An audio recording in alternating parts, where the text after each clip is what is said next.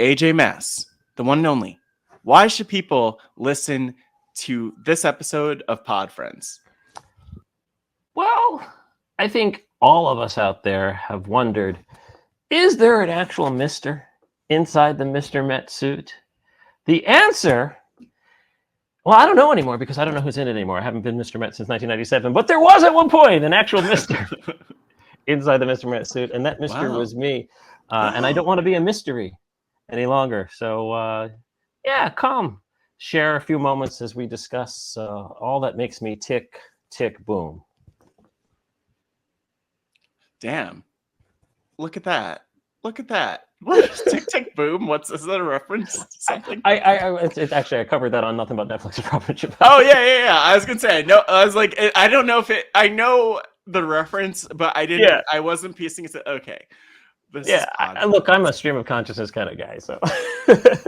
You know what? I do feel like this part will maybe be in the intro. We'll see, whatever. Not final words.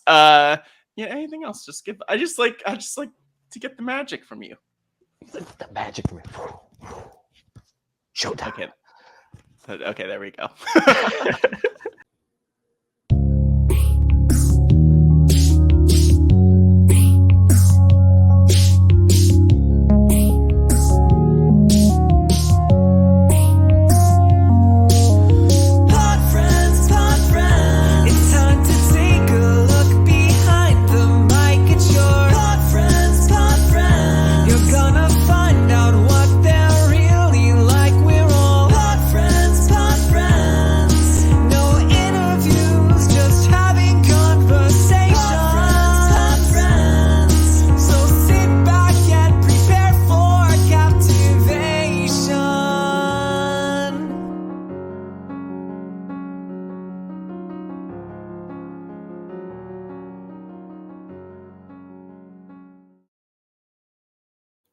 Hello, everyone, and welcome to this week's episode of Pod Friends. I'm your host, Matt Scott. You could follow me on social media at MattScottGW, and I'm excited to be here with you today. But I want to ask you, how are you doing? How are you doing? How's it going? How are you feeling?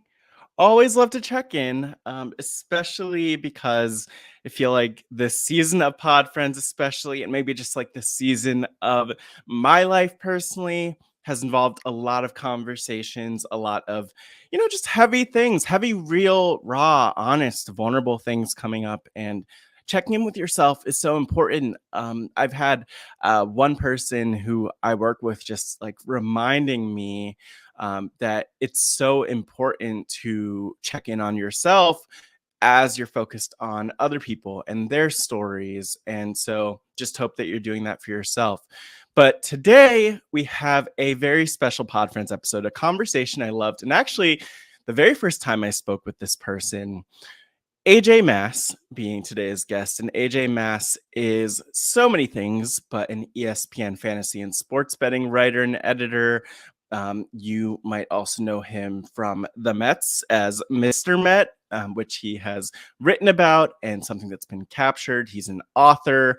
He's someone who within this Robez podcast community has appeared and continues to appear on a number of podcasts, a variety of podcasts, but is possibly most known for the archetypes that he first developed for his book and applies to survivors. So I really love talking with AJ because beyond the sports and the archetypes of it all, like we really dove into his story of how he grew up and what that looked like.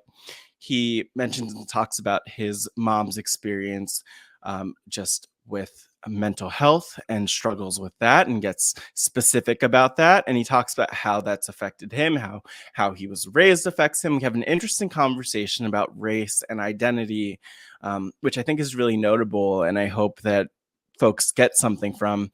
And we touched on so much, but one of the things I really appreciated was that AJ was someone I could ask about the process of sharing your story and of writing a book. It's something I've wanted to do and been interested in most of my life at this point.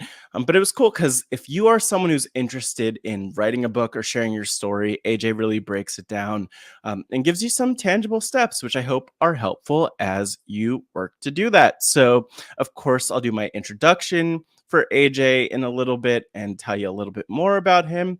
But of course, I just want to plug his 2 books. Number one, How Fantasy Sports Explains the World, and his other book, Yes, It's Hot in Here, Adventures in the Weird, Woolly World of Sports Mascots, which I do excitedly say the name of or the names of throughout this podcast. So you'll hear that along the way. But again, I hope that you're doing well. I hope that you're taking care of yourselves. And I hope that you can continue to be here on this Pod Friends journey as we near the end of the season. A couple more or a few more exciting episodes are coming up. But as we near the end of the season, just want to mention that I would love for you to subscribe to the podcast, robhiswebsite.com/podfriends feed. You could reach out via email at podfriends@robhiswebsite.com. You could reach out on social media at MattScottGW, at HeyPodFriends. And of course, so I'd love to invite you also to become a patron of Rob as a Podcast. Support me as a podcaster, support all of us and this network and the content you love by going to robhiswebsite.com/Patreon. And you can subscribe not only to be the first to hear about patron events and the like, and have discounts to some of those, but also just to be part of a community that plays games together, that has special podcasts together. I love this patron community, which is one of the reasons that Pod Friends is a thing. But now, without further ado, let me introduce our guest.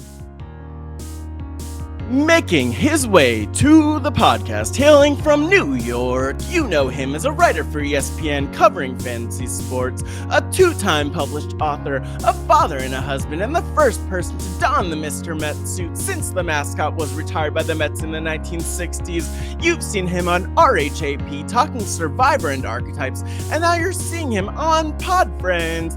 Please welcome the self-described elder statesman of RHAP, AJ Mass. But yeah, it's like, I mean, maybe just like the organic place to start without overthinking it. I mean, AJ, I don't want to blow up your spot. But I have to acknowledge look, we're transparent on this podcast. You reached out to me in terms of this conversation, or in terms of having a conversation. I jumped at the opportunity to talk with you, knowing that you were Pod Friends listener, familiar, or even like knew that I existed or that Pod Friends existed. And so there's so much that I want to talk with you about today, but I kind of want to know from your perspective, like why give lowly little me any attention and time? And yeah, maybe that's a good place to start. I mean, basically, because therapy is way too expensive, and you're offering this for free. No, I'm not a therapist. I have to say that. Probably for legal reasons. No, I just like talking. Yeah, basically, this puts you on ahead. When Taryn started the Taryn show, he invited everybody who I've ever done a podcast with on, never once reached out to me, and yeah. It hurt a little bit, Taryn. No, I was offering up my services in case you ever had an opening for a guest. I'm not someone who needs to be in the spotlight. I don't like to be in the spotlight, but at the same time, I like to talk. And this is a community that I'm a part of, and certainly, hey, let's go, that kind of thing. Yeah. And you know what? Like that, I appreciate that a lot, because number one, like I'm glad that we're connecting now for a multitude of reasons. But like for me, Pod Friends is this opportunity to like actually get to know people and dive deeper. And one thing that I'm sure we'll dive in the day that we have my Pod Friends episode, where I interview myself in the most like insane podcast ever. Who knows if that'll ever happen? But like, this is kind of like, I think something that people don't really appreciate is like, yeah, this is the first time that, and actually, this is like the longest. These conversations on Pod Friends are the longest conversations with probably most of the people that I've had on at this point, 30 plus people. And so I'm just like thankful for an excuse to connect because, of course, I've been a fan, as many RHA people. RHA people. Ooh, I like that. Ooh. As many Rob has a people have been for years about the archetypes and everything else, but there's so much there to dive into. And I don't know, I guess like a question I have for you, I love getting really meta with these podcasts. Let's So, obviously when I found like talking with people who are on Pod Friends, whether after the podcast, especially after we stop recording, often they'll share like, oh, I have like I had a feeling, Matt, that it would go in this direction or that direction. Did you anticipate what this conversation will be about? This is the most meta conversation about the conversation we're about to have. But yeah, I'm kind of curious from you. I feel like I could ask you that question. Yeah, I mean, certainly there are certain topics that I wouldn't be surprised that you came up with, and there are certain topics that I would definitely be like, wow, where did that come from? But I have an improv background.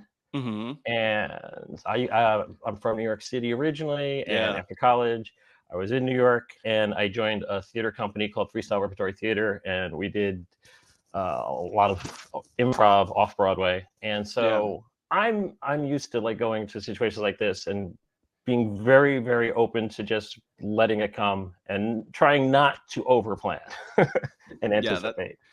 I was gonna say that's a pretty good way to live.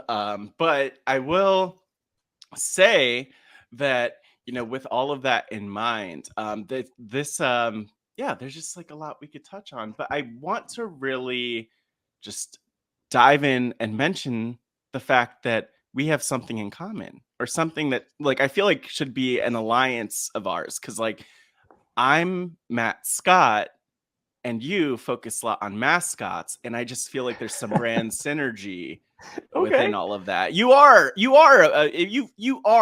in my mind a mascot, and I don't know, do you still identify as a mascot, or is it like a former type of thing?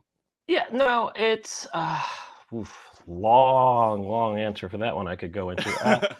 So I was Mr. Met from Yes. 1994 to 1997. So you're not insulting me by calling a mascot No. at all. No. And I've written a book about mascots. In fact, I was just this past week named to the executive board of the Mascot Hall of Fame in Whiting, Indiana, Ooh. because of my mascot history. So yes, I still am part of that community, and still, when I go to a game, a professional sporting event, I'm taking note of the mascot before a lot of the players. A lot of the time, figuring that out.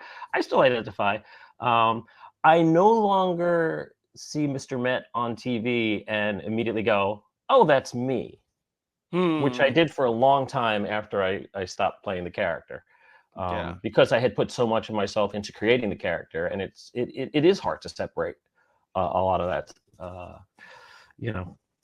It is somebody else, and it doesn't look like you, but it was me for so long, and it was such a part of my life that Mr. Met was me, and I was Mr. Met. I mean, thankfully, I didn't get any tattoos or anything like that, because that'd be weird. But I'm a mascot. I'm Mr. Met, but I'm no longer like, oh my gosh, that's me.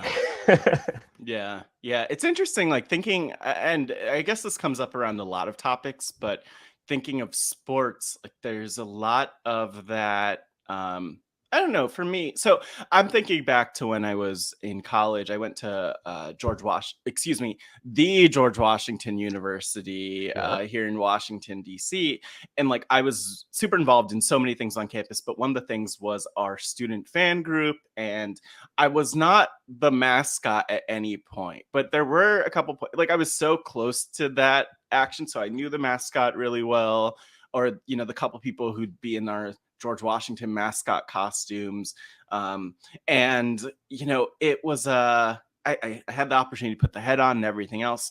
But it's so interesting in relation to sports how like you could really develop an identity of like, for me, I was like, I'm like, people would say to me, I would not say this, but like, you're Mr. GW, Matt. Like, you are at all the games and all that. And things just kind of evolve in terms of your identity with that. But I want to kind of go back, because I know this has been well documented. You've written about this, and also there's the film about this. But like, overall, for those who don't understand the Mascot Experience or value it, what was it like being Mr. Met? And like, in general, what is it like being within a costume, first and foremost, other than being insanely hot? Absolutely. Go Colonials. The Actually, I was gonna say they're changing the mascot. They got rid of the Colonials for colonization reasons, so they're in the maybe it'll be like Go Hippos, but we were the Colonials. I've detached myself, other than still being Mascot GW on all platforms. No problem. Neither here or there.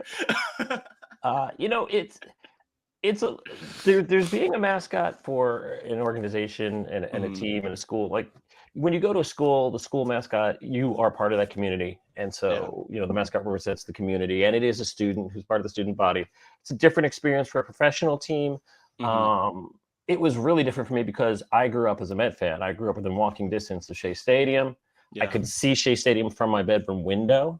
And so for me, you're a young kid, you're playing Little League ball. You're like, I'm going to be on the Mets someday. And then, you realize I'm not good enough to be a Major League Baseball player.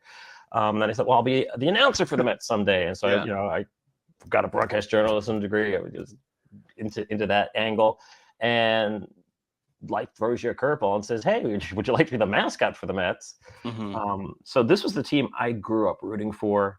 This was a stadium I spent a lot of weekends in as a kid, just going to games. And so for me, this was like, I think, different than a lot of people who just, move to a new city, get a job as the mascot or something like that. So this really was such a large part. Being a Met fan was such a large part of my identity as a kid.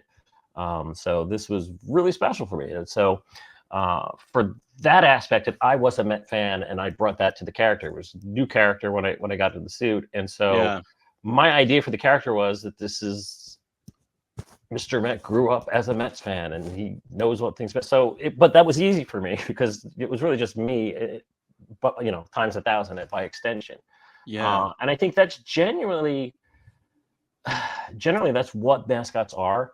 For in relation to the performer, either you're a very introverted person and you put on the suit and gives you permission to be extroverted, or you're just a crazy extrovert all the time and that just magnifies. I'm definitely an introverted person who I can do podcasts. There's still a distance, there's a screen, there's a microphone, and normally not video, which is even easier. But I'm not someone who's very outgoing unless I know people. It takes me a while to break the ice. But I'm also not afraid to take chances, which is why I auditioned for this in the first place. But once you're in the suit, though, it is a completely different animal. It's like all eyes on you all the time.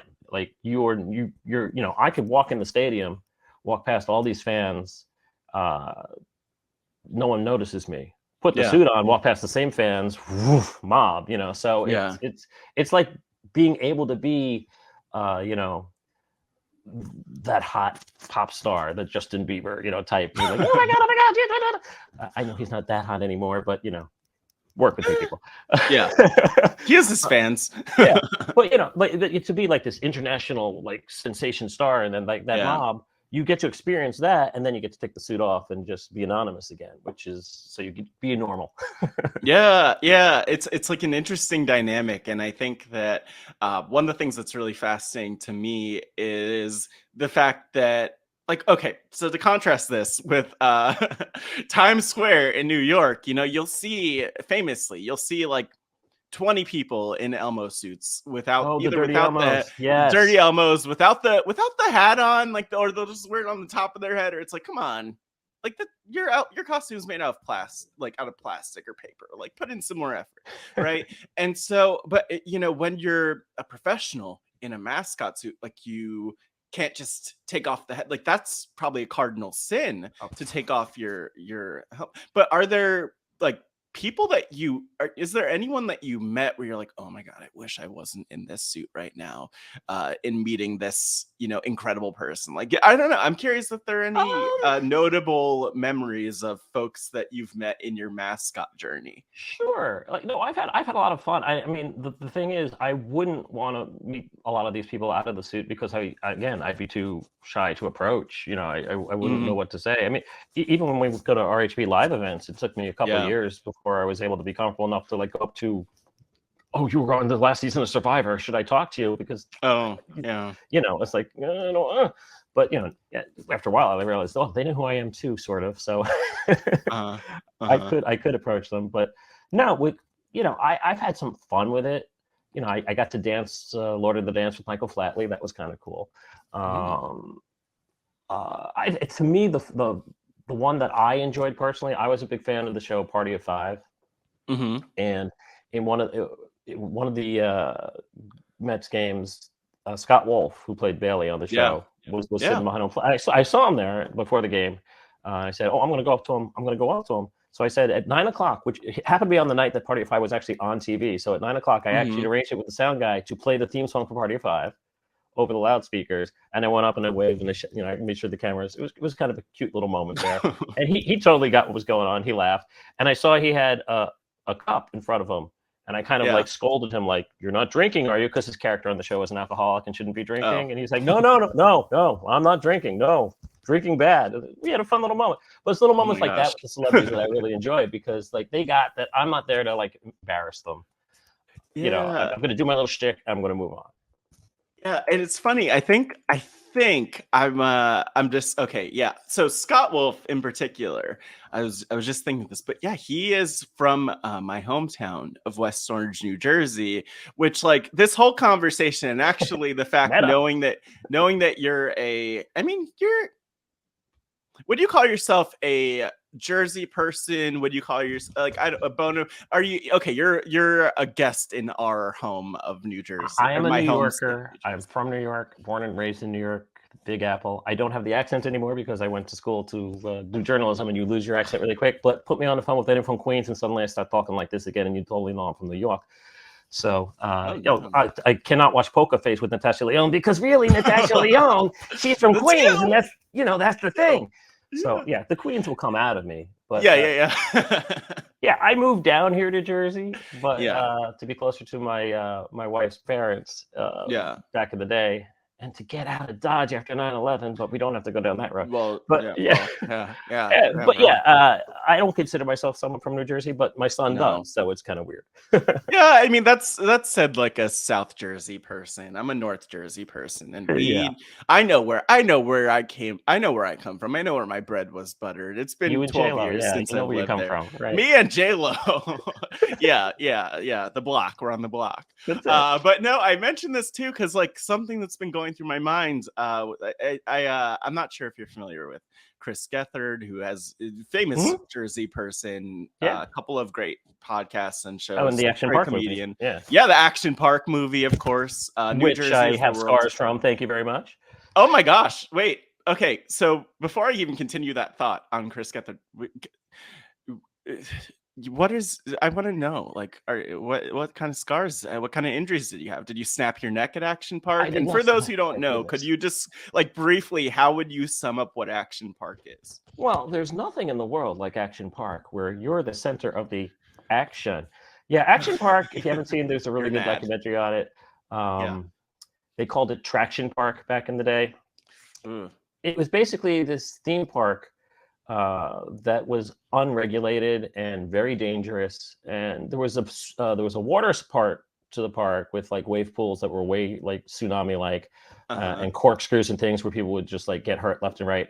And then there was the action side with go-karts and the biggest draw was the Alpine slide, which is basically you go up on this ski lift to the top of the mountain, and there were these three concrete chutes that you got on a skateboard and went down, and they were basically graded, slow, medium, fast. And I was there. I was like 8 years old, maybe, and so they were like, "Oh, you're 8 years old. You got to go on the slow," and you'd go down, and then as soon as you were like maybe like 300 feet from the start, you'd pick it up, walk to the middle slide or the fast slide, and keep going because there was no regulation there, and the teenager up top isn't paying attention anymore. So, I go down on the faster one, and you flip, and you just concrete burn, man. I got scars on my right knee from that stuff. Wow. You're just bleeding out the wazoo, having the time of your life because you're 8 and you don't know any better. I mean, cars didn't have seatbelts back when I was that age, so at least not in the back seat. I love the picture you're painting, and you are the self-described elder statesman of RHAP. But I will say, Action Park is one of a kind, and it's a great. I'd encourage people to check that out over on the HBO Max for the documentary. But where I was going with the Chris Gethard reference is that he hosts another podcast called Beautiful Anonymous, which is just talking with anonymous people. And I feel like there's some similarity in the dynamic where, you are in a mascot suit. So people don't know, like, when they come up to you, it's not AJ, it's like Mr. Met, it was Mr. Met. So I'm also curious about that. Like, this might sound ridiculous, but like, were there certain I want to know if people, honestly, if they told you their secrets because you were Mr. Met. But also, I'm curious if there was anything like that where people really had a good time with the anonymity, not seeing you as a person, but seeing you as Mr. Met. Oh yeah, I mean, that's kind of part and parcel of the job. It's like, the fans treat you as part of the team.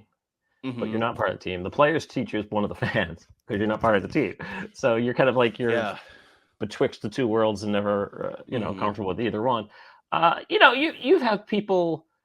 I mean, the number of times I've had both girls and guys like goose me or hit on me, and then like instantly go, you're a guy and you're a girl, and like they didn't know what gender was in the suit, so like that was kind of weird. I'm not going to yuck your yum, but come on. that's still you are the mascot, so it's like, look, you're basically like whatever. You're not. You can't talk back to them like that. Well, yeah, and you're not supposed to talk in mascot suit. I mean, there are a couple who do, and but yeah. I mean, in a big emergency, you can back off, if someone's like really threatening you, obviously, and you're supposed to have bodyguards most of the time. Most mascots do. I don't think anyone's ever told me like a secret. I mean, kids, different story. Kids don't understand the difference. They recognize Mr. Met as Mr. Met, and they don't know that Mr. Met is not real. A lot of them, and a lot of them came to the park to visit Mr. Met. They're not there for the baseball game. So I always made sure to I don't care. Yeah, I might have fun, playing with the grown-ups or going on the field and interact with the players. But the real job for me was like shaking the hands with making sure I did not miss a kid if at all possible, and listening to the kid and they'll tell me their stories. I'm not really listening because I know what kids' stories are, but nod and shake it, and show sympathy. The one thing that I will say that was so sad. I wrote about this in my book. It was my friend Jamie, who was the Oakland A's mascot. When she left the job, she was heartbroken because she had this ritual with a special needs child before every game that they would do the special handshake. And like she hit her on opening day that I'm not going to be in the suit, and the kid's not going to understand why, Stomper is not doing the special handshake anymore. And like it broke her heart, but like that's where you're not the mascot, but in many ways you are. It's an interesting dichotomy that the character will move on and live without me and go through changes and everything, and now is nothing like what it was when I was in the suit. But in a way, it's really sad. I was gonna say that's kind of heartbreaking, and it's I think I feel like people could probably relate, just whether or not it's in while suited up in some kind of way or not. But it's like whenever you leave any kind of community or space where you're like you're forming relationships, and then also you're bringing that kind of personalization and energy. Like it's it's kind of sad because people have to Yeah. adjust to that. Hopefully they had a new handshake after that. Yeah, I mean, I'm sure, a few weeks in, all the new routines Yeah. are brought on and all that stuff. But yeah, it's just an interesting, uh, like as someone like Mr. Met, I started Mr. Met in 1994. Right. So, we're almost 30 years now. So maybe 3 generations of kids, every 10 years, a generation of kids. So Yeah.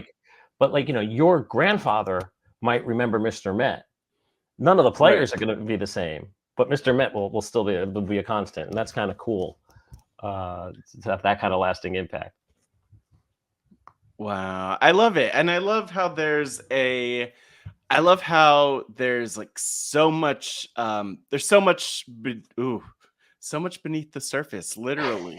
Indeed. And something I think is fascinating is that it's really easy for people to look at a wide variety of professions or roles that people could take on, whether it's like, and I know the one and only Rob Sesternino of RHAP as a podcast has talked about this, but like, being at a barbecue, it's like, what do you do for a living? I'm a podcaster, or I have a podcast. It's like people look at that as not necessarily being a real job, but I am, and you use the phrase real job, which is where this question came from at one point. I'm curious, like, how do you struggle with, and I say this as someone whose job is as a storyteller, so I get this too. But like, do you find that between, I mean, obviously there's like the podcasting element, the mascot element, the fan, everything with ESPN in terms of like the fantasy betting element. Do you find that people struggle to see these things as real jobs? Again, I feel like I could ask this question without it being offensive as a storyteller. Like, fantasy sports, what's that? Like, like what, you cover the real sports? No, I don't cover the real sports. Well, I don't understand. Yeah, I got a lot. I mean, it's much more mainstream now. Yeah. So I don't have to explain. I look at it as, when my son was in 6th grade, they asked me to come in for career day and do the spiel. And, I asked the kids, first question was, all right, so who knows what they want to be when they grow up? Yeah. And, they all raised their hands, and then, most of them had, their suggestion of jobs. And I said, okay, the job I have now didn't exist when I was your age. That's right. There was no internet. So there certainly wasn't internet, and there wasn't fantasy sports, like, as a job. Like, so, to project that far ahead in the future is and say, what's my job going to be? Like, your real job now was an imaginary job when you were a kid, for a lot of people. So yeah, look, is any job real? Whoa. Doctors, sure. Police, fire, things that actually, provide services that are essential, sure. But, if there were no barbers, could you cut hair at home? Yeah. Would you do a good job? No. But, well, that's not a real job because I can do it at home. Some people would have that attitude towards it. You know what I mean? Yeah. It's like, what defines what a real job is? Like you said, you're a storyteller. I'm right now, I'm an editor, but a writer as well. And like, I'm a storyteller too. Like that. Right. That's to me, isn't that like one of the most ancient jobs? Look, see, hey, you broke my brain with the, is any job even a real job? And I'm like, what? Oh my gosh. And I'm going to be thinking about that more later and just sitting with that. And probably having an existential crisis with that. Well, I got to tell you, the strangest job, I did a lot of odd jobs because, being a mascot isn't necessarily paying the bills. Eventually it became a full-time job. When I started, it was not. It was like $15 an hour, which, New York City, not going to cut it. I was once hired by a very big bank to sit in a room for 3 months, and they called it the Feeds Analysis Project. And they had all these computer feeds that they wanted put into a database. Oh my God. To let them know where it was coming from, when it was sent, and what was in it. I know nothing about finance. I know how to operate a computer.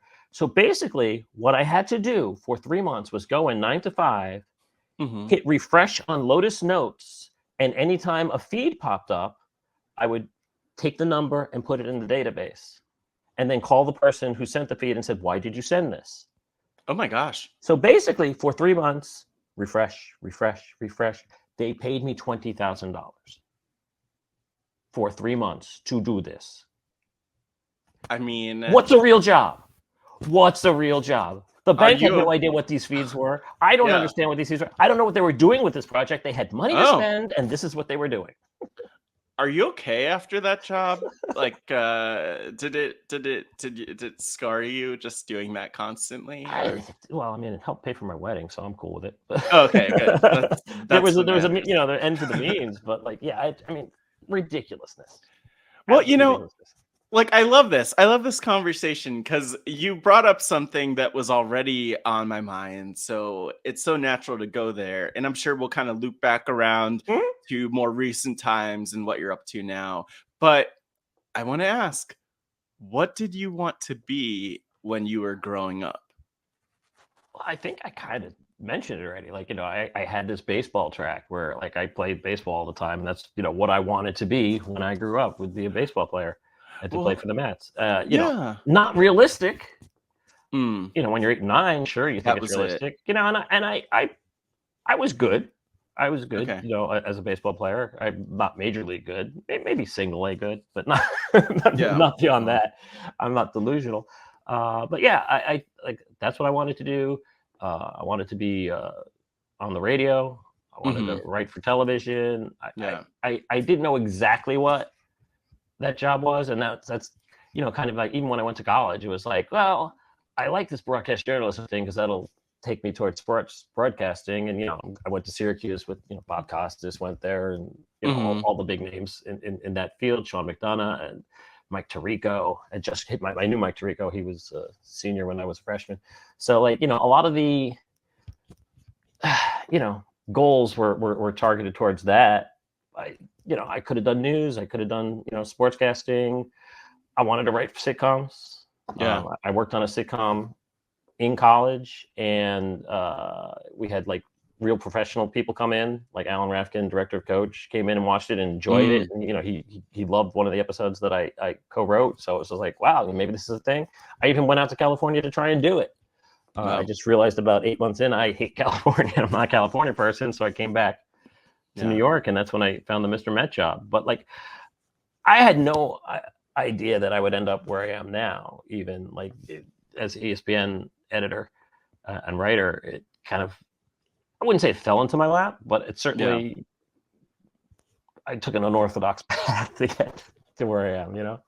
Well, yeah, and I always think it's interesting to like I love to ask people like quote unquote what they wanted to be growing up. Some people have an idea, others don't, and it's I don't know. It's just fascinating to kind of see what panned out, what didn't. Sometimes what the revisionist history might look like, because sometimes people don't remember that clearly. I know that I was actually asked by like a fourth grade class last week, presenting to them as part of a series of guests they're doing. They were like, what do you want to be growing up? And I was like, I don't know, I didn't think I wanted to be anything. And then I remembered, I was like, oh yeah, I wanted to be a pro wrestler at one point.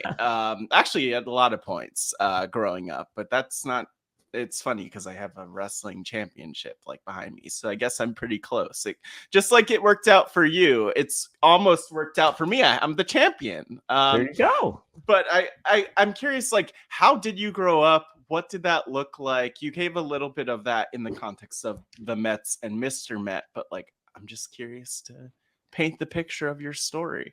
Yeah. Well, growing up in the 70s in New York City, Mm-hmm. it's an interesting time, especially because, okay, so you know, part of the reason I think that I'm so introverted and kind of, I'm probably a little bit on the spectrum too. You know, very very mild, self-diagnosed, Mm-hmm. sure, but you know, whatever. A lot of that insular nature comes from the fact that a I had a mother who was in and out of mental institutions growing up, so that Mm-hmm. certainly puts you in a weird family space.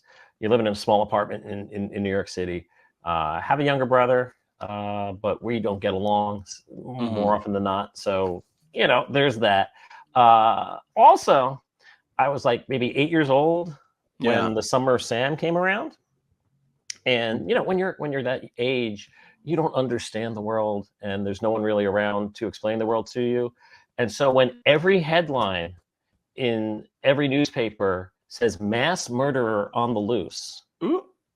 and your last name is Mass, and you go to the phone book and you count and you say there's 7 people named Mass in the phone book, you live in fear that it's just a matter of time before they get to you. Well, yeah. So, I They're probably in mean, your family if it's a mass murderer, you but know what I'm saying? It's like, yeah. so like, and there's no one around to explain that. No, that doesn't mean what you think it means. But yeah, so I had a messed up childhood Yeah, well, oh my in gosh. terms of that. But you develop a sense of humor about it, and luckily you don't get killed by David Berkowitz, so that helps. You made it. You're a I made it. I'm, survivor. I'm a survivor. But yeah, I Mhm. mean, it was a weird upbringing. It was also in a time, the late '70s, early '80s, were a time when there wasn't a lot of uh, care towards children as a whole. I Mhm. think we've gone too far the other way now. As a father, I'm a father. Right. Uh, you know, you do not see kids going to the park by themselves Mhm. because they'll call child services, because that's child abuse now. If you let your kid wander to the Mm. park by themselves, it's like, what? Like, we would. Yeah. I was a latchkey kid. I walked to school by myself in the morning because my dad was already at work. Yeah. I walk home. I had the key. All the kids in the neighborhood played outside. Went to the Mhm. ball field. Went all over the neighborhood in summertime, especially. Just wandered and roamed the countryside. And unfortunately, one or two of us did get abducted along the way. But Oh for the my most gosh. part, yeah. Unfortunately, like one of the big first child abductions I remember was from a girl a couple neighborhoods over, and so like that put the fear of Wow. God into our community, and then so we weren't allowed to roam as much. But Yeah. yeah, it's just a weird upbringing because we didn't have the internet to learn things. Yeah. And yes, you could learn the wrong things on the internet, but at least you had to go to the library if it was open that day if you wanted Yeah. to read a book or research anything. And beyond that, there was nothing. There's no information out there. You had news on once a day Mhm. on one of the 6 channels that were on your television. Yeah. And the rest of the time, there was no, Atari just started at that time, late '70s. But like, if you wanted to fill your day, you had to come up with stuff to do, and that's what. So you got into trouble a lot because there wasn't anything to occupy you. Well, I was gonna say also it's like there's a lot that I hate to like idealize anything or to like look back on anything with rose tinted glasses or anything like that. But like, even when I grew up, because I'm 30 now, and I felt like I was exposed to like a little tiny taste of a childhood that wasn't internet centric, or where I didn't Right. really interact with that, or where we would roam around the neighborhoods. And I'm sure that it's happened in waves where there's the stranger danger panic, but 9/11 happened. I guess I was about 10 or so, Hmm. and it's like then things clamped, especially being in like that North Jersey area where like Sure. Sure. literally in my town you could look and you could see, you could see the skyline and everything. Like that shift happened, but I think there is something beautiful to like having to get creative and to actually being outside and not in front of screens. And yeah, but it's a different time. And before I kind of miss it, you're kind of talking about how like who you are was shaped by so many different pieces of what was going on. That's very like Yeah. of the time. I like the description of the 70s. I think for me in my head, I picture there's a lot that I picture for the 70s, but for you, I picture like a little maybe like a nice bicycle with like maybe some ribbons on the end of it, and maybe some like huge glasses. Like you probably had big glasses at the time. I actually never wore glasses until a few years ago. Yeah, no, I had like 2013 vision. I had really good vision. It helped with baseball actually because I I'm could see I'm the just rotation of the Brady. ball. I'm Brady bunching. Brady bunching is Yeah. like what I'm saying No, with this. never learned how to ride a bicycle. Yeah. I had a bicycle when I was around 9, but Deborah Krasnopol's brother Steven stole it and rode it around the block and broke it, and so I just never learned and never got a new bike. Name names. I love Oh, that. I named names. The only reason I named names because like Deborah Krasnopol was this girl who lived down the street. She moved away like that, like fourth grade ish time, and the kids, like she was my first kiss. Because the kids, it was nothing romantic about it. Hold on. Let me, before you continue, let me do the ooh. Yeah. Okay. Absolutely nothing romantic about it. It's just the kids liked to play where I was Fonzie and she was Pinky Tuscadero, and they made us kiss. And so like they'd have us perform the episodes because there were no reruns back then, you know. The episode aired and then it maybe aired again 13 weeks later, but you couldn't just go on YouTube and watch it or record because there were no VCRs yet. No. Oh my gosh. So we would have to reenact the episodes. Yeah. She moved away, and actually years later with Facebook, found her on Facebook and friended her. And she actually ended up marrying somebody who went to grade school with my wife. Huh. Oh. Which was just high school with my wife. Yeah, it was a weird. So like I saw her picture in my wife's feed. And like, well, how do you know Deborah? She's like, well, she's married to Glenn, like who I went to high school with. So it was like it was just a weird, bizarre, coinky dink. Oh my gosh, there's a lot happening here. There's a lot of threads, and I think like maybe I appreciate the level of detail that we're diving into here, because I think that, you know, one thing I appreciate, and I'm going back to the episode with Kevin Jacobs thinking about this. We were talking a lot about reading between the lines and how sometimes we like really simplify people and their experiences, and you know, or even with ourselves, like it's easy to have a nice, tidy narrative about how you grew up and to put a bow on that. But there are a lot of threads within that. And so one of the threads that I wanted to pull on, though, you briefly mentioned your mom and like her being in and out of institutions. But like, I would have to think that is something that would affect you or be something that was like a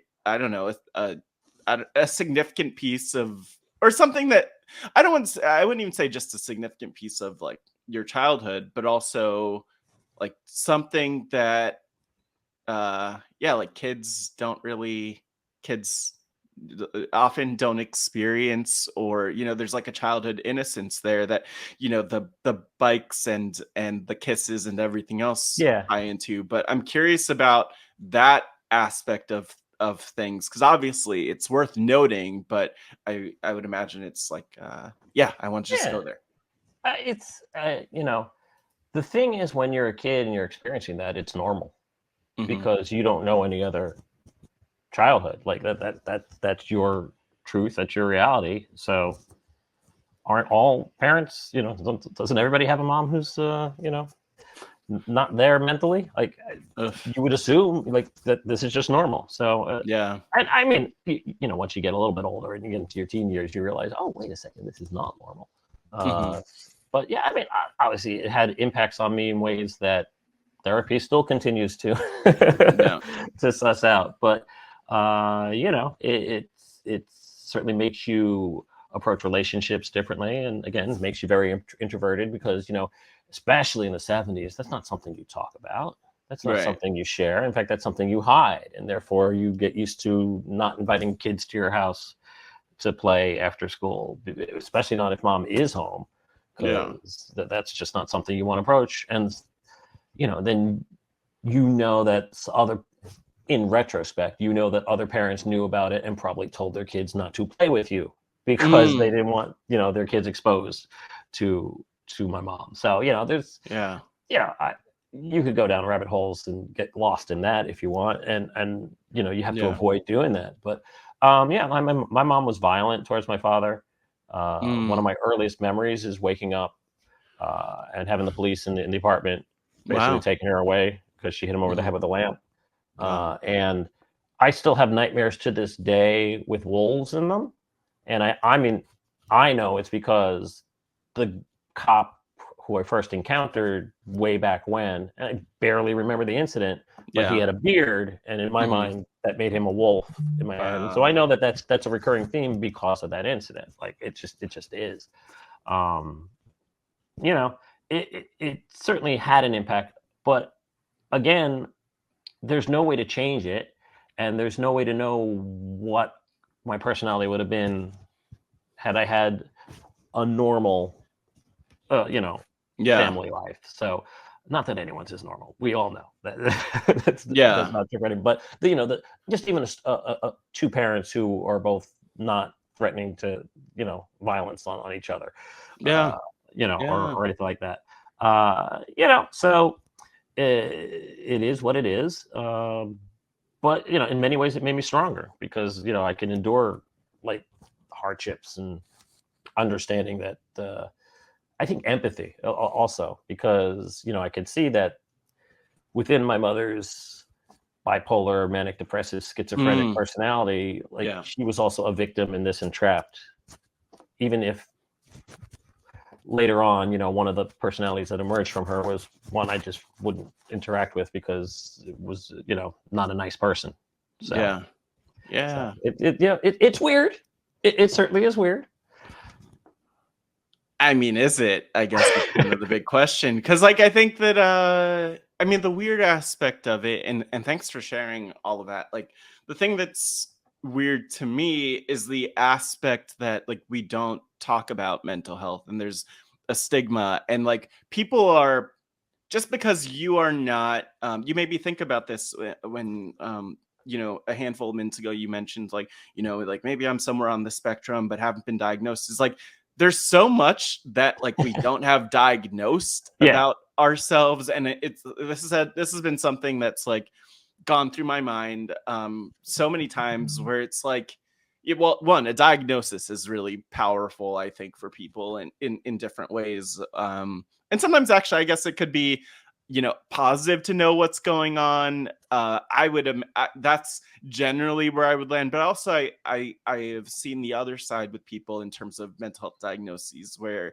that's also been something that's driven them into a spiral as well. I think, and Mike Bloom talked about this a lot on his episode of Pod Friends too, and I'll always say it's good to get help or to see what's going on in your brain or with you, but it's it's interesting because the weird part is just that we don't talk about these things and we don't know how many people experience these things.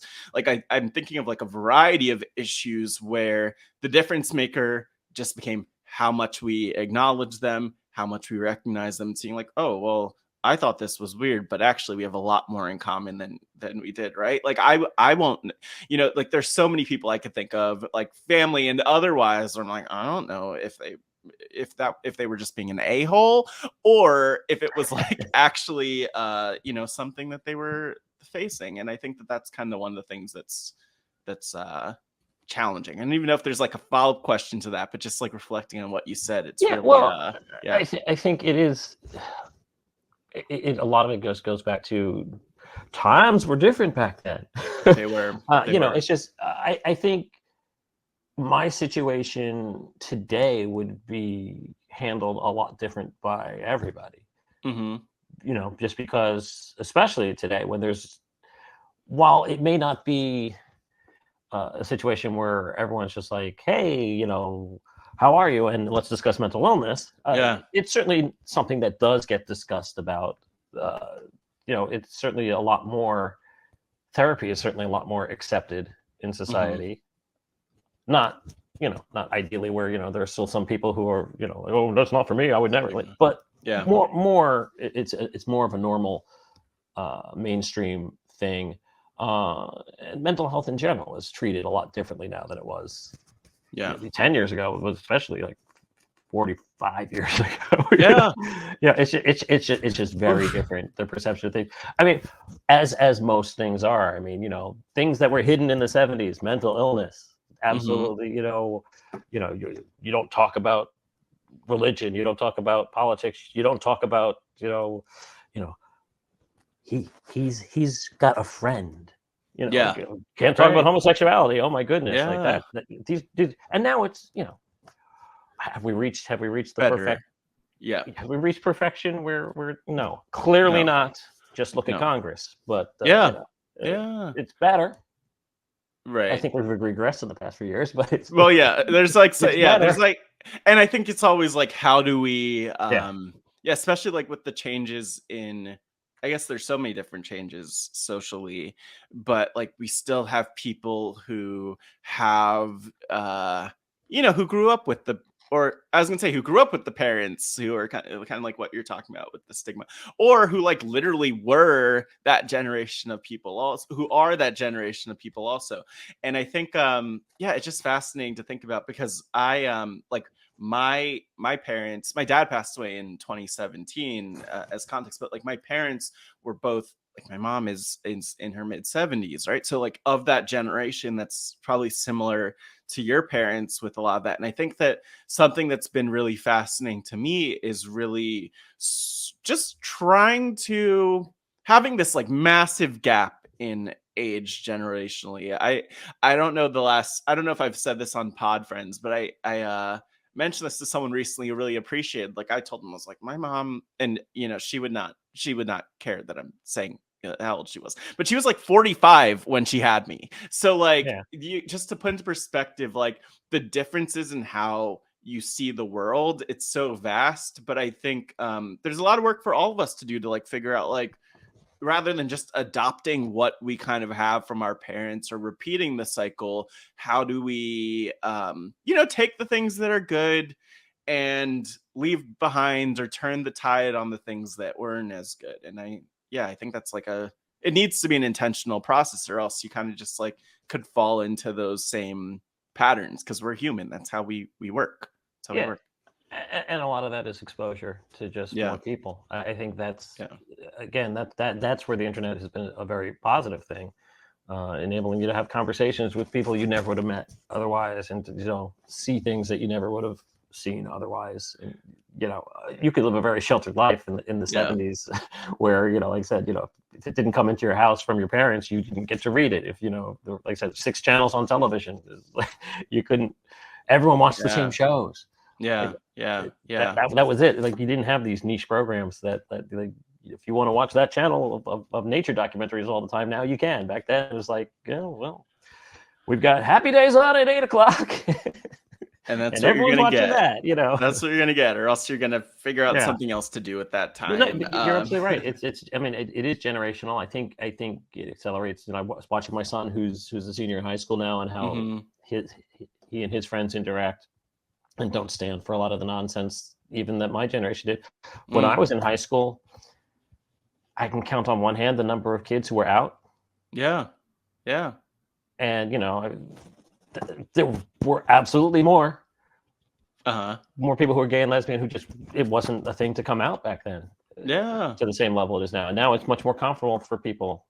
Now you get the parents who are just closed-minded from our generation, who are like, dead name, I don't care, I named you, I'm calling you by it. Yeah. Like, Yeah. okay, but Yeah, it's like yeah, there's an evolution yeah, that's needed there too. And I think that something that's well, like that's really fascinating to me about you, which ties in with like a whole other thing we haven't talked about, is that like obviously like how we grow up. Like I was just thinking the other day casually, because I do this, I think about, I'm like, oh, like how did I become like the person I am, someone who's like really curious about people, someone who kind of, like probably similar to you, happy to be on the mic on the podcast, but literally as I'm saying this, I'm like cringing away from it at times, where there's just like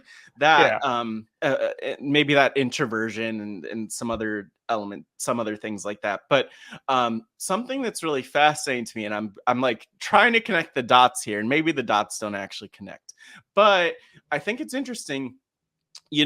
You are someone, at least in this Rob as a podcast community, who in part, among many other things, has become or really been known for your focus on archetypes. And I know like that's something that through was it your first, through your first book, that you kind of focused on, but I'm curious, like, do you find that interest or categorization or whatever you'd call it in what categories people fit in, do you like, I don't know, I'm curious if you see a connection between that and how you grew up, is the short way of asking that rambling question. Interesting. I think, I mean, not specifically in the way that I don't think, you take your family and map them out to the 12 archetypes or anything like that. Right. It's not that simple. But I do think that, as I always used to say with the archetypes, that situational mapping is what happens. Like, some people, look, if someone's a narcissist, they're probably a narcissist 100% of the time. When it comes, that's just there. There's me, selfish people. Like that tends to be what they are. But I do think more often than not, most of us fill different roles of the 12 archetypes depending on what groups we're in. And it's not just 12, but it's just an easy way to map them into these boxes. 12 is just a number. Just as I don't believe in astrology at all, because you can't take 10,000 people born in a month and say, well, they're all this personality. Like, no, that's silly. So yeah, any mapping into like everyone fits into these boxes, that's not the case. We all move from situation to situation. In some places you may be the cheerleader in one group and you may be, the old reliable in another group. Like, we take on the roles. And I think these are the roles that each working group should strive to have, because it fills all the boxes and every angle is covered, and therefore you have the best chance of success. That's where the archetypes comes from. And yes, I was mapping it onto fantasy sports owners in a league. When I first came up with it, I saw how easily it would apply to reality television, and it's been fun doing that. But I do think these different personalities exist in the world, and so I probably tend to notice these personality traits in people, but it's a vague, form. I don't like judge people by anything like that, other than narcissists, because or just the plain stupid people who refuse to listen to anything, like that kind of thing. I think more importantly though is, I think for me, it's something you had said earlier, triggered this memory here, but like I get along with a lot of different groups, and I was a person who moved from I didn't have like my clique of people in high school. I was welcome, and I was a floater. Right. Floaters get your life fast. But I moved from group to group, and I was able to like fulfill these roles that each group needed. So maybe it was working and percolating back there, that I think about it. But I think one of the things that I find more interesting, how do I say this? So I'm a white guy, and you are, believe it or not, you can say hi on video. So and yes, I recognize that is also a part of the impact of how society sees me and how I move through the world. And there's a privilege that's attached to that. Because my mother was not around, right? However, I was essentially raised by a Black woman, because she was the caretaker my father hired to take care of me when I was very young. So, a lot of people, sure sign of racism is when someone pulls out the "I don't see color" card. Yeah, well, yeah. Okay, yeah. Well, a lot of white people don't understand that. No. Okay, see, I see color, certainly. I just don't care. And a lot of that comes from the fact that a Black woman raised me. And I'm very comfortable, because part of my upbringing was this Black culture that she brought to my house. And my comfort as this white kid who was in a completely white community for a short, for elementary school until the other kids got, put into the school. Like, I'm very comfortable around Black people and Black culture. And I think that comfort turns itself into me being comfortable hanging out in high school with a whole large group of Black students, two of whom very comically thought I was passing. because I was like, you're too comfortable. Tell me the truth. You're black and you're Well, passing, that's right? sad. And it's like, and I take it as a compliment. Well, it's sad that where that comes But from, but yeah, it makes sense, but it's sad because it's yeah, like and it the is. But implication that you were that, you weren't horrible because right, you right. must be like within this group. And I think like just to kind of to respond to what you're saying or validate a piece of it, like I think definitely, obviously, there's nothing like, and I'm sure you'd say this, but there's like nothing like being a black person, being in the community. But like also something that I'm appreciating with what you're saying is like how separate so many white people are from Hmm. black people, where Yeah, I don't even know the statistic or the number, or if it's like 80% or something, eight more than that, but it's like some massive percent of white people in the US do not have a black friend. And then like if you go beyond like one or two, like then and honestly, the percent's actually probably higher because a lot of those black people probably aren't their friends. right, And it right. might be someone that like works for them or whatever it might be. But I think like my point being that you know, because of that distance, like just having that influence does actually make a big difference. Like we see sometimes how much spaces or how much like a space or like the energy in a room could shift when you do have that discomfort on a one occasion, but then when you have that exposure again and again and again, like it does actually make a difference. It's not everything, but to your point, like it makes a difference. Yeah, I think so. And I think that's what's so great about, living in a community. Like my community here is, which I raised my son in. We are one of the two red areas of New Jersey. That's not Oh, New positive at Jersey. all. Yeah, no. However, in terms of the people that my son goes to school with, it is incredibly ethnically diverse, and there's so much exposure. Hmm. These kids have grown up together, and I see far less racism going on, and judgment based on that going on in my son's generation, and I think that's terrific. Well, I And mean, again, it's a yeah. good thing. Yeah, That's one of the things I appreciate about where I grew up in New Jersey in particular. And it's funny because I didn't really give a lot of credit to this for a long time until I started talking with other people who grew up there or grew up with me, or just others who've had that experience with, because there's an insanely diverse community. Like when I was growing up, where I grew up, it was, there was the soccer team and you had people of all sorts of backgrounds. Like I yeah, remember specifically having just like a lot of, was not raised Catholic, went to Catholic school growing up, which is like a very common thing I've found for people where the kids are like, oh, you just go learn with the Catholics. But like, it was interesting because like, there's that. But then also like, I found like my soccer team in town and like our family friends, like we went to Seder's and like we went to like bar mitzvahs and bat mitzvahs and like had like Jewish people on our soccer teams. And then you had like all of these other like religious and ethnic identities built in. And I feel like I know New Jersey doesn't get the credit that it deserves in a lot of ways. But like honestly, I'm just glad I didn't grow up in insert insert other state or part of the country, yeah. possibly in the Midwest or somewhere like that.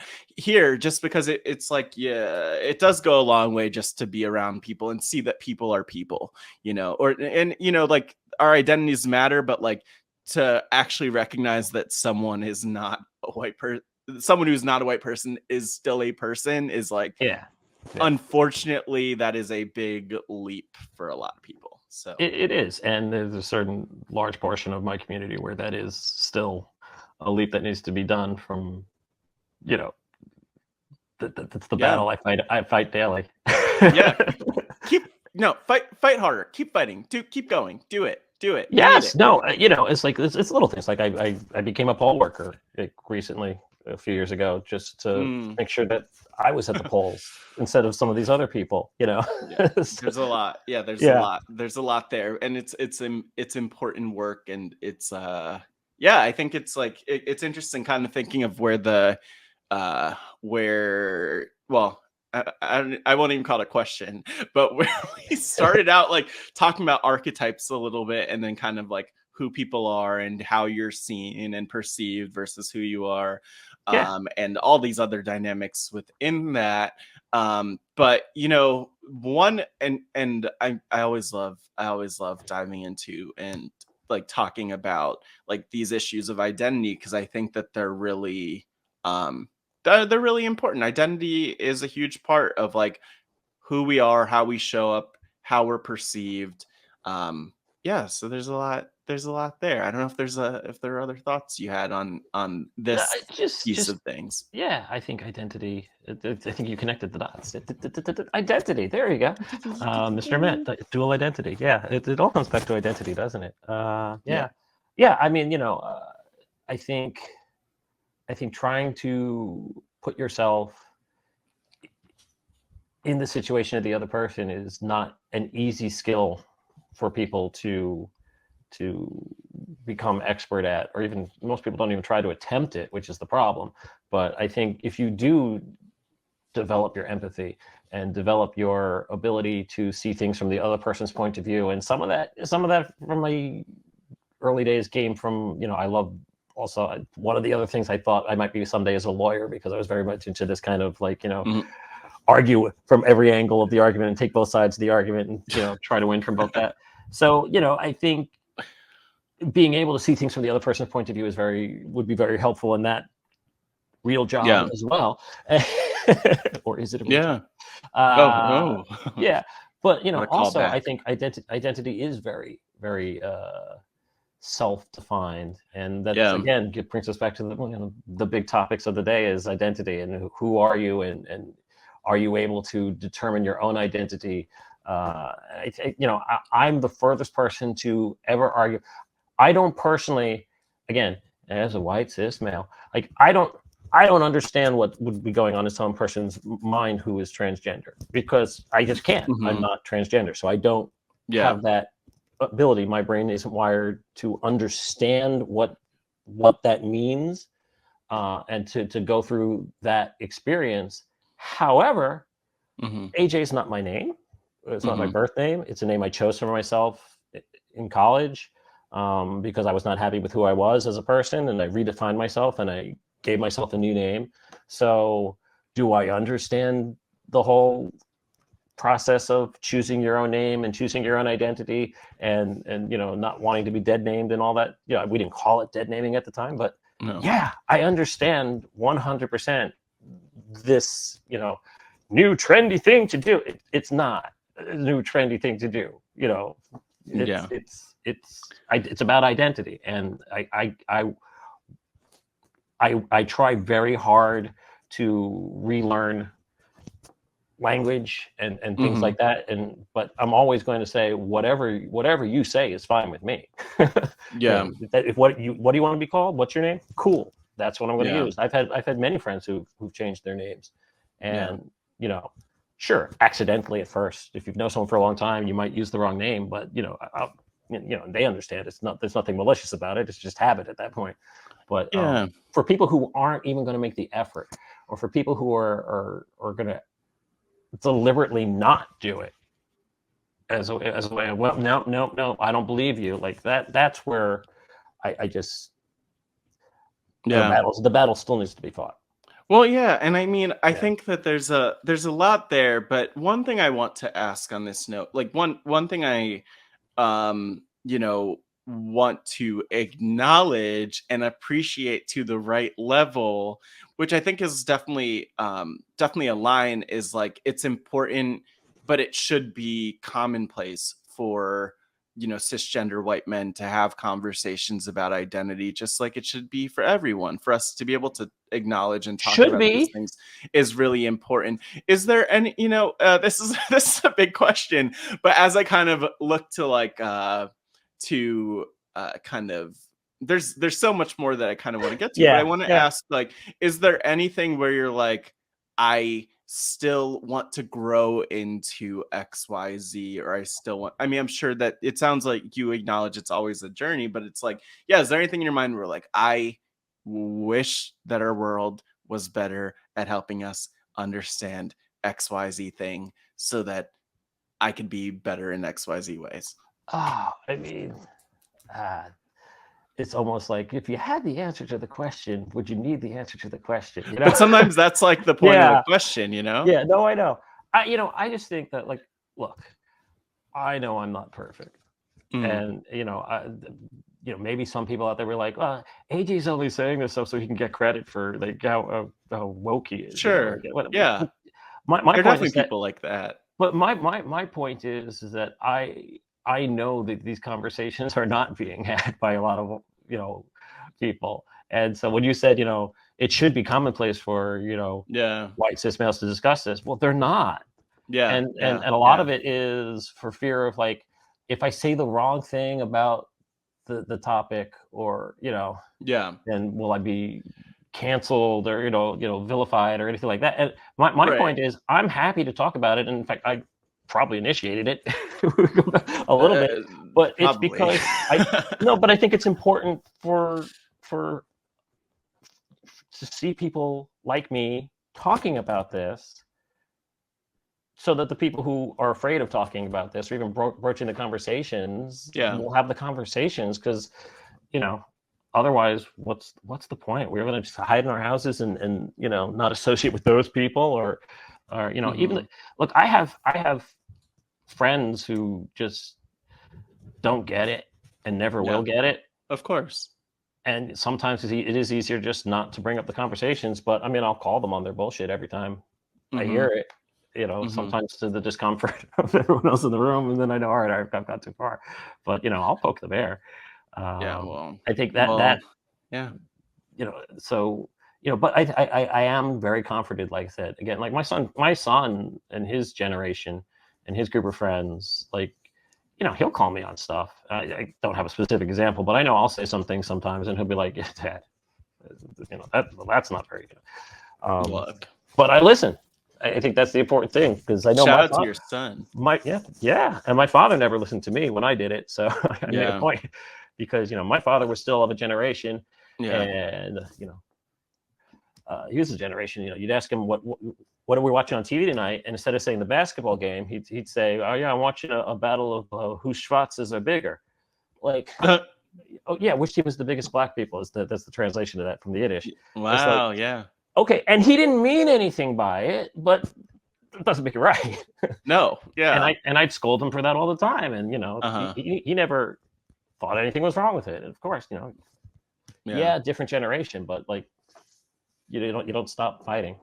Yeah. And it's like, and it's important to not stop learning and growing Yeah. too in those ways. And I think that, something I think is I think that like these conversations are really important. And I think, my work really centers and actually like all of the platforms that I have, including Pod Friends and Rob as a podcast and the like, I'm always just very mindful of like whose voices are heard. And Pod Friends is its own, it is really Its own thing, interesting sure. because it's drawing from like a community that like actually really prior to like the wave of podcasters, myself included, of the class of 2020, like very white community, and a community that I mean, I and so many of the rest of us kind of tune into. Like I started listening in 2017 Okay. to Yeah. RHAP consistently, and it's just like we always have to be mindful of these things. But I think where I kind of wanted to uh awkwardly aggressively pivot, because it's Please. it's like on my things to talk about, is like thinking of people's stories. You are an accomplished published All right. author. Published, yes. Accomplished, we'll see. I don't know if I go You that far, are but someone who, okay, let me rephrase that. Rewind. You are someone who has accomplished publishing there we go. author stuff. Yes. That's so much more well phrased. And so I'm fascinated by this, and I kind of wanted to pick your brain about this, because a lot of us, like, one, struggle to find our voice, or to put our words out there, or to share our stories in different ways, as you've done a couple of times in very notable ways. And I think that yeah, I'm kind of curious about that process specifically. Like, how did it come about? With, well, really thinking of like both of your books, how did it come about that you would actually publish it? Did you pursue that? Did anyone come to you? This is what I want to know Yeah, about. yeah.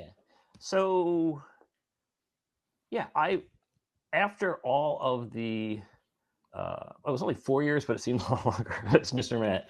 I Wow. just had a lot of stories, and obviously, it's a unique experience. Very few people. We're a very close community.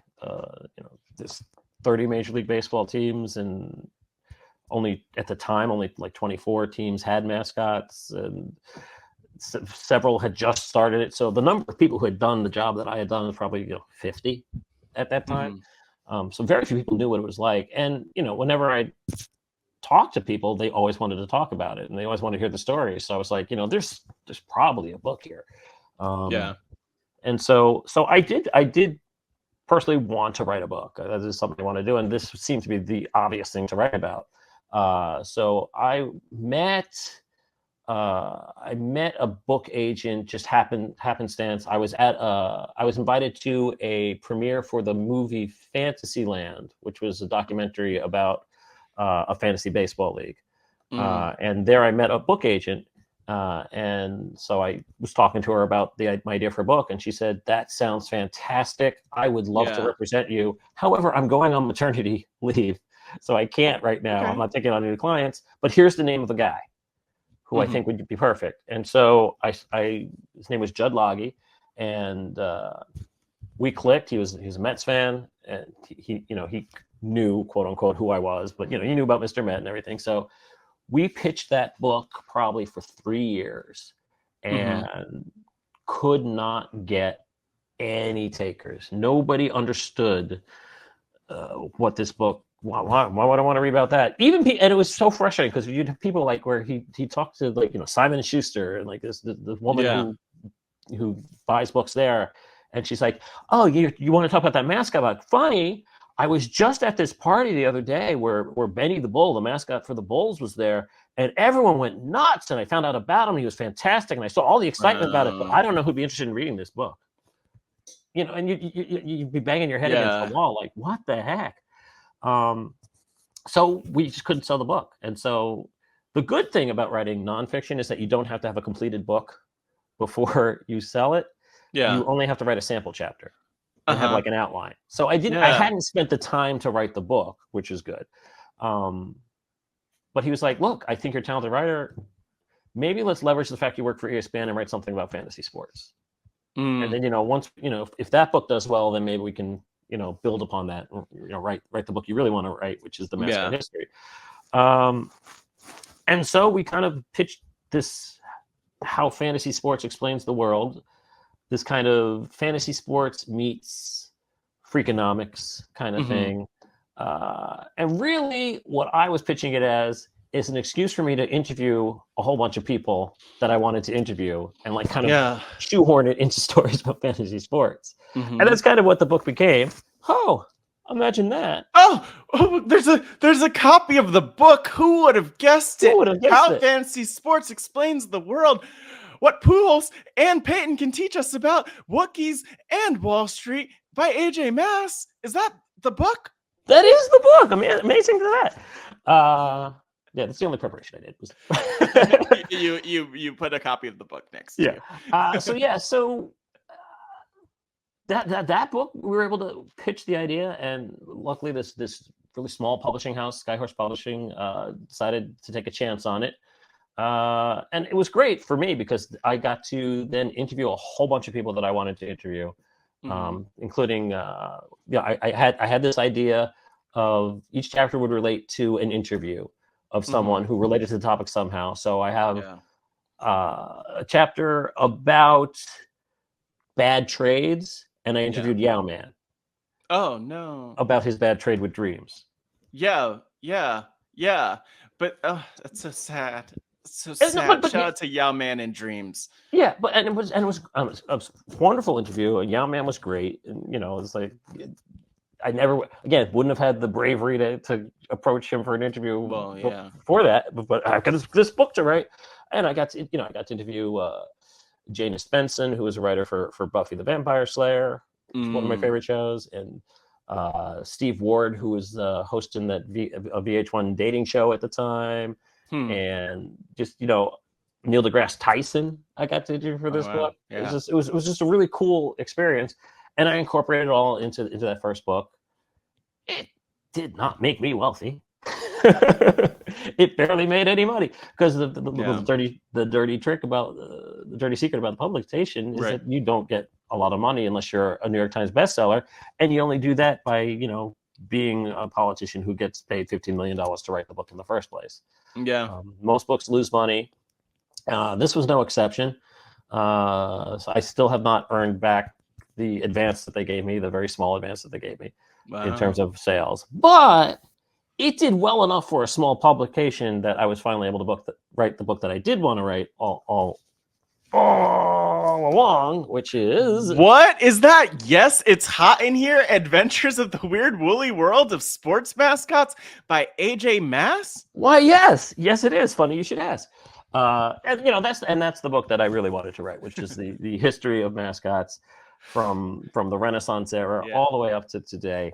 I got to, I knew all the people. These were my colleagues at this point, the people who are interviewing, all the people from Dave Raymond, who was the original Philly Fanatic, to Glenn Street, who was one of the first hockey mascots in Calgary, as Harvey the Hound, Dan Mears, who's Casey Wolf. Like, I got to really dive deep into all things mascot, and that's the book that I really wanted to write.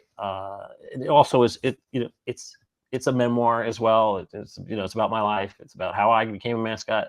So it's a third mascot history, a third memoir, and a third really diving into what's wrong between management and players and mascots, and how we were treated, and just general things about society, kind of like what we started talking about, but the mascot being the split personality kind of thing. So it's everything all in one.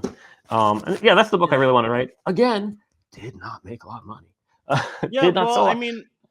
But that's not your fault. It's like it's a reflection to me, because it's like a similar thing with pod friends and the conversations that we have here, and there'll be some where people, and I don't resent this at all. I just want this to change about our world, where it's like not just caring about the people we already know. Like, I've always been so much more interested in the things that I don't know, and and I think if more people were curious to understand mascots, the copies would be selling like hotcakes, AJ.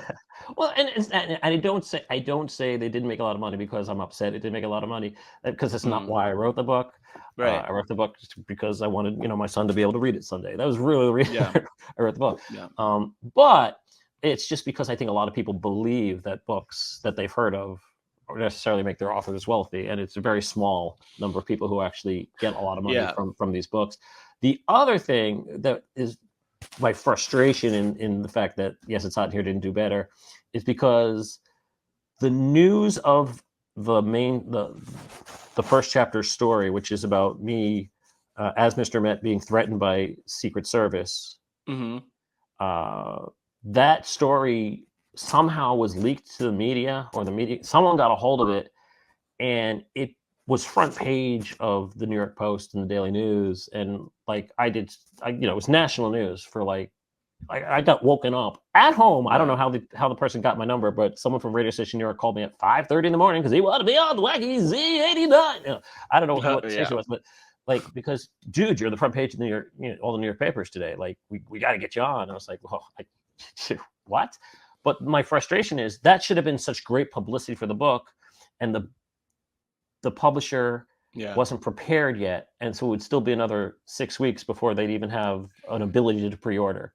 And that was what's so frustrating, is that the media preceded our readiness, and we lost the chance to be a bestseller because of that. That's what's frustrating. Look, just because we've been fun to get the story out more. I mean, the story's out there.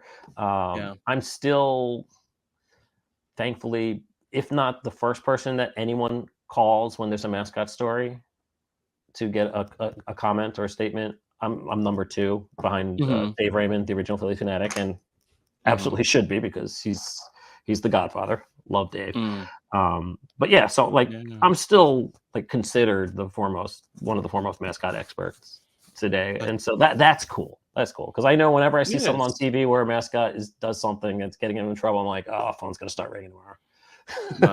Yeah, I mean that's pretty awesome. And I think Yeah. there's like, and I appreciate you kind of breaking down the process. So like one question I have for you is, it sounds like you connected with your book agent, then you developed that sample chapter in the outline, and then Yeah, you and that's what a book agent is for, is knowing Mhm. how to you have to together a proposal, and you have to do all the work yourself. I mean, your agent's going to help you and steer Mhm. you, but they're not going to write it for you. But you have to have a good idea. You have to have a Mhm. chapter outline. You have to have a sample chapter, maybe Yeah. 2 chapters if you're unknown. At least I was Yeah. a sports writer, so I didn't have to do 2 chapters, but Mhm. because there was a sample of my work out there. And then there's the business end of it. You have to get comp titles and what expected sales, and that's where your agent will be able to help you with that sort of thing. And then your agent does the pitching for you, although Yeah. you also have to be able to discuss it. Let's get the author on the call, and then let's discuss this. You have to be able to do that as well. It's so much harder for fiction, Mm. because fiction, you Yeah. have to have the completed book. Mhm. They do Mhm. not do spec chapter. Unless you're, Stephen King doesn't have to do anything. He says, I'm going to write 2 more Yeah. books. Like, cool, Well, here's your $1 yeah. million. But, you know, Johnny Two Shoes off the street uh, with a pencil in his pocket. Yeah, Yeah. he's you gotta like really like have the book. You sell the book to the agent first, and then the agent says, "Yeah, I think we can work with this," or may have you rework it 16 times before they think it's ready. So a lot There harder we go. mountain to climb. And people. That's why, yes, if you've published a book at all, you've accomplished something very special. Yes. Absolutely. And Yes. even if you self-published, you've accomplished something. But Yeah. to get an agent and a publishing house to actually think about it, because I mean they're going to lose money on it. It's just a Yeah. question of how much money, how close they can get to not losing money. I think is their model right now. God, we'll talk at some point. Look, because I always feel like with stuff like this, and I Absolutely. appreciate like the level of detail, because like with media in general, whether it's journalists and pitching journalists for stories, or it's getting a show or concept supported by any kind of platform, and I'm not even talking about like Netflix level, but just any level of platform, or publishing a book. There's often like a black box, so to speak, where it's like people don't want to tell you how to do it, maybe out of fear of making it too easy, but also it's like, damn it, tell me how to do these things. And so I appreciate that from you, AJ. And we'll talk about the book agent. We'll Absolutely. figure it out. Yeah. But I always think about, I appreciate what you said about the interviews, because I have interviewed like hundreds of people long form at this point. I'm like, damn, there's so much that I need to get out of my head and into some kind of format that exists beyond me. And so I appreciate that. And I think that like this actually ties in really well to one of my signature question on Pod Friends. Yes. And I have to ask you about that, the book or documentary thing, of if your life, AJ, and I know you have an answer, if your life were a book or a documentary, what would the title be and why? I know you have it right now. You have it Well, poised well enough. No, stop it. since I've already written the book about my life, my memoir, that's Yes. it. Yeah, I mean, yes, it's on Yes, here. it's not in Obviously, here. it's the obvious thing. See, I was prepared for that question because I've done it. I've written that one. There was also a documentary made about me, not my full life, but my I was gonna experience as Mr. say, Met. It's yeah. called Being Mr. Met. It was Uh-huh. directed by Errol Morris, which get Uh-huh. out. Errol Morris directed me in a film. That's insane. Yeah. Yeah. Academy Award winner Errol Morris. The Fog of War. I remember watching The Fog of War in high Yes, school. Film Wormwood. Line. Yeah, he was a trip. He was a trip. Aaron Morris. I did not like him when he was directing me. At the time we started, I did not like it. We just didn't get we didn't see eye to eye at first, but I grew over the course of time to really appreciate what he was trying to do. And he paid me one of the greatest compliments I've ever been paid, is that they were discussing the film he had made about me, and he said AJ is the deepest person I've ever interviewed. Huh. And he's interviewed Dick Cheney. Well, I mean, I'm not. No offense to you, AJ. You are very deep. But I wasn't gonna. I mean, Dick. I'm not. I wasn't assuming that Dick Cheney was like the deep. No offense to Dick. But Cheney. I mean, okay, the difference between a vice president and me, in terms of who's going to be speaking in his memory, I think that was pretty cool. I think that the thing that's really interesting too, maybe to our point, a point that came up earlier, is just that we can't. And if there's one thing I hope that people could get through their heads, and even that just listening to a random episode of Pod Friends with someone that you might not even know gets through, is there are a lot of people who have a lot of stories that are not that it could be the most interesting thing and not have the biggest platform that, and there's always something interesting or insightful from people if you spend enough time, if you ask the right questions, if you dive deep enough. So, I mean, I think Errol Morris, that is a high compliment, really, especially as someone who's met, I'm sure, so many people who are, I mean, at least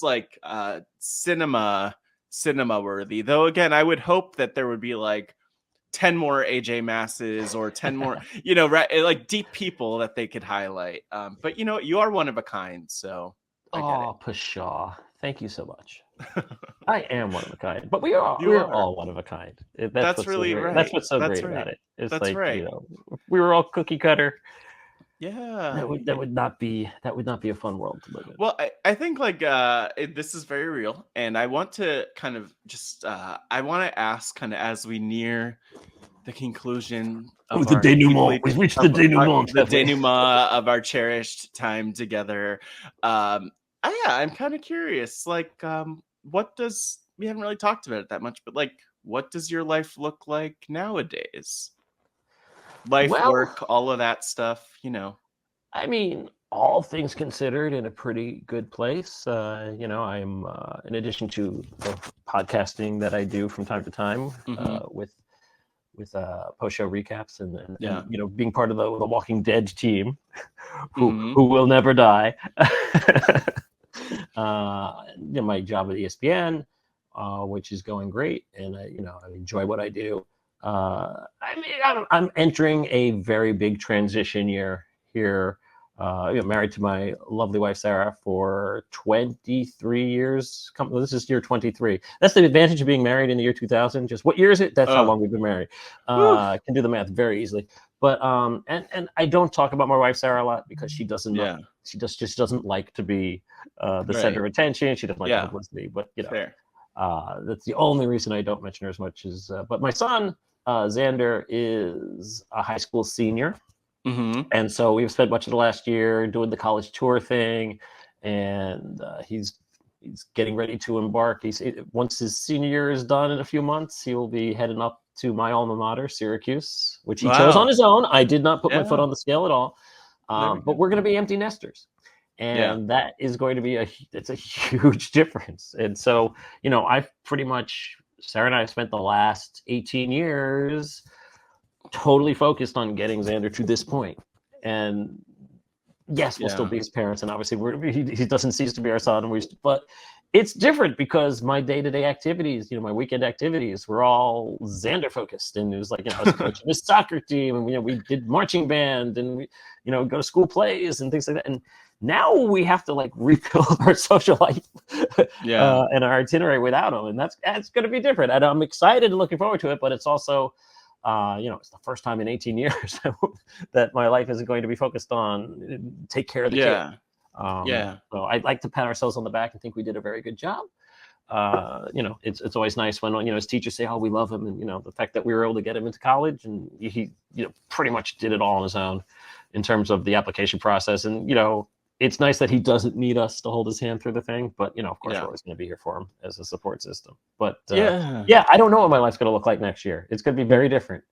Well, that's good. And I just want to give you. I love that you brought this up with your son Xander and being an empty nester. Because when I was in college at the George Washington University, Yes. I worked in the. I'm cringing, and I think I just vomited a little bit right there. But anyway, so I was. The office name has changed, but at the time, there was an Office of Parent Services at the university. Now it's like, maybe it's called like the Office of Parent and Family Services or something like that. Yes, you But got to like include in literally, guardian. Absolutely.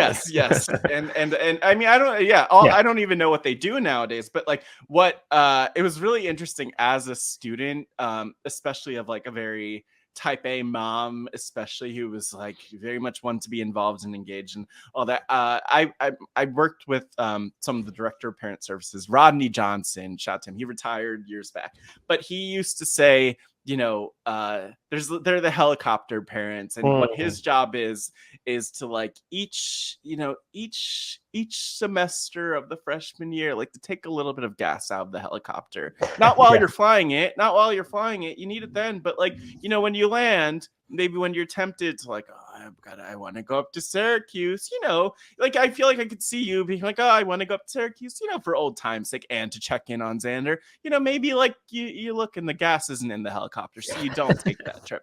But it sounds like an exciting journey, and it's cool to see the constant evolution. Xander will be okay. Don't show up unannounced ever. No, in fact, I will tell you, Matt, that was one of the things that I figured out when I was looking for colleges as a student, and what we impressed upon him. Draw 2 circles on a map. Okay, you want to be far enough away that we are not going to drop by unannounced, but not so far that in an emergency we can't get there.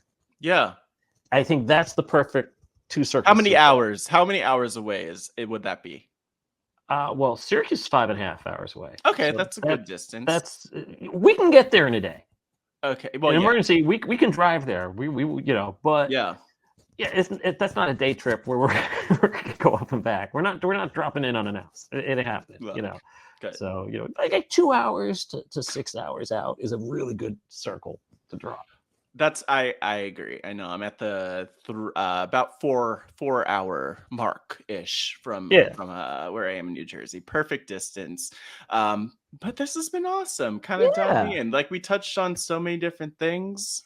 I don't know if there's anything else you want to kind of say. Well, actually, I don't want to be. I need to ask you the other question that I typically ask. Let's not break like just about this community. Like, I'm curious, because we haven't been as self-referential as we can, but like, what has just being part of this Rob as a podcast community been like? And I'm gonna pull you into the trap, which I'll call the Jessica Lease trap, because she avoided it. But any shout outs that you want to give? I heard Jess try to weasel her way out of it by saying that she would forget people and therefore wouldn't name anybody. It's like, I love Jess.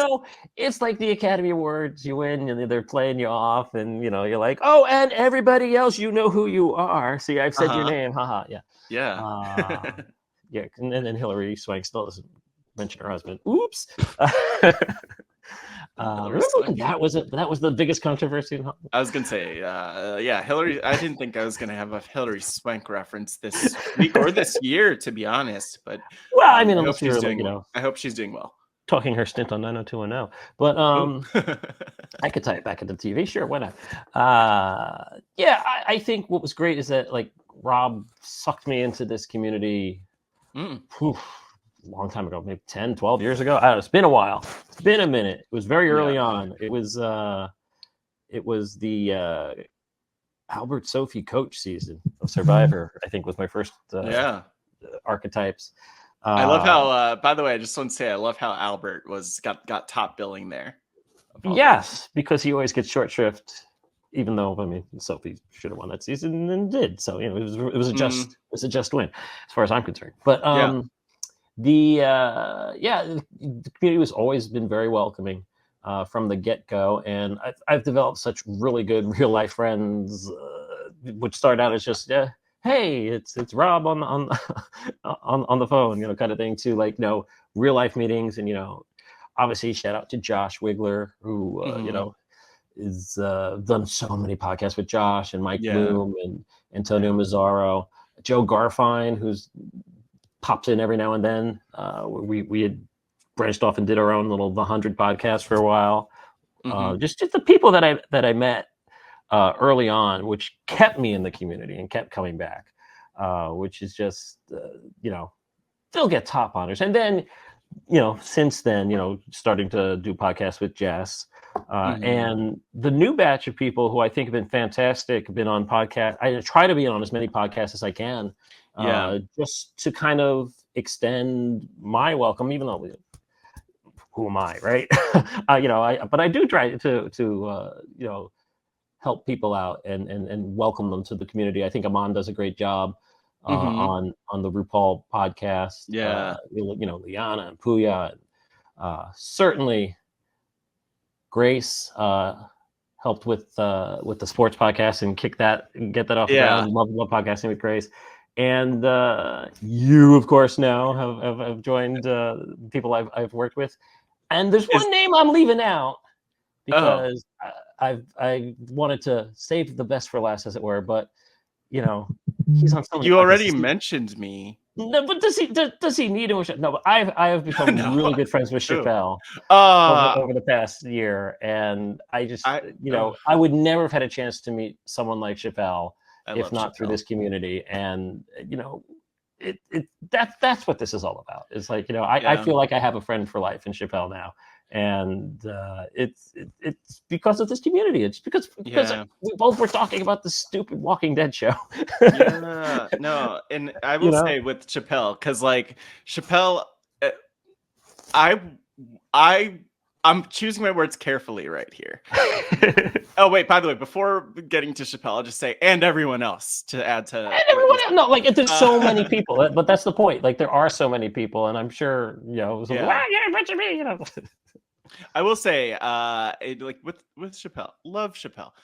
Hopefully one day he'll come on Pod Friends. He's a loyal listener, which is the thing, and he's like such a great supporter of so many people. And I think like I've always been a fan of Chappelle's, but I think especially as a friend, I appreciate him so much, and like the limited amounts of time that we've had in person, but the time that we had in person, like it's cool to know. I need to get to Texas to go to. Well, I'm hoping we can get him out of Texas and move him closer to me. But I was gonna say maybe we'll drop him in Philly. Actually, Philly would be a nice middle ground for the two of us. Actually, it'd be really close to you, I guess. So absolutely, I'll do 45 minutes out. Yeah, let's do it. Let's work on moving Chappelle. We'll have him here on Pod Friends eventually. And so many great community members and folks to shout out. I want to give you the chance, AJ, because we could be here for ever. I want to see if you just have any. I don't want to say final words because I'm really hoping that these aren't your final words. I don't want to have anyone's final words on this podcast. Woo! Dark. But I want to see any final words for this podcast today. No, I'm a fan of the show. Thank you for having me on, Matt. I think you do a great job, and I think this does serve a really there's a purpose to this podcast. It's not nearly as disposable as some of the other ones. No, I think it's important to have discussions and have a safe space where discussions can be had. And I think you do a great job moderating them, which is why I wanted to be on. And just be excellent to each other and party on, dudes.